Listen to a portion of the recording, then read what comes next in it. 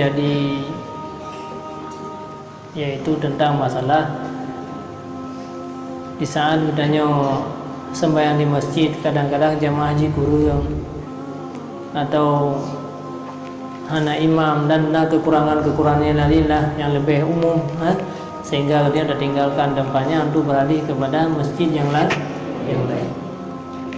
Jadi yang sebenarnya yang menganjurkan bagi udahnya adalah sembahyang berjamaah, itu yang pokok.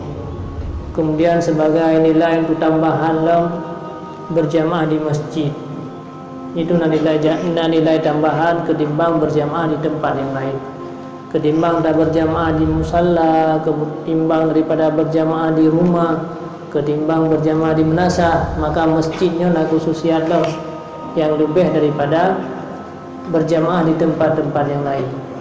Kemudian yang lebihnya pahala di atasnya apabila jumlah jamaahnya jauh lebih banyak,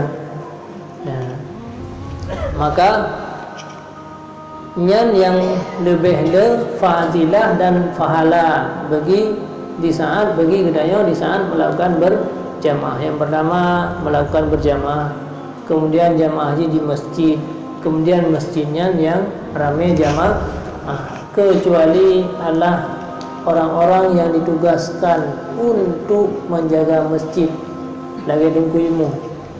Yang menyasirah dengkuimu di dalam hukum fikih disebutkan bahawa legoyan wajib yang ditunjuk sebagai imam rawatib, apalagi na ujrah, yang istilah kita akan irzak, irzak na nabi baju untuk kebutuhan bagi imam-imam di masjid atau imam-imam di menasah.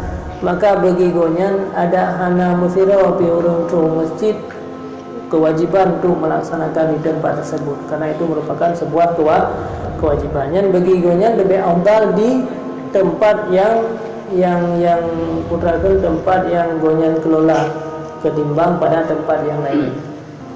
Cuman untuk ke depan ni tanya yang kata mengu pihak lain tu lepas masjid tu dah nasib, benar. Jadi fadilah yang lain walaupun memang dasar di hukum benar. Hukum dasar jamaah ada satu fadilah, kemudian fadilah masjid lain, fadilah ramai orang lain, fadilah imam yang bagus pun lain lah. Cuman karena tempat katanya berjuang, tempat katanya berkorban, tempat keluarga katanya berkorban, supaya falanya terus mengalir kepada orang-orang yang berkorban, maka tak ramai sama-sama. Jadi mereka ramai-ramai saja, kaji ramai-ramai sih pada tempat saya, yang ramai-ramai dah tinggal, terus kaji ke tempat lain, nanti tempat lain tapi orang-orang yang kira-kira demikian. Jadi misalnya dia tak beralih je ke anjir hukum je, cuman tu lebih afdal. Berarti kira-kira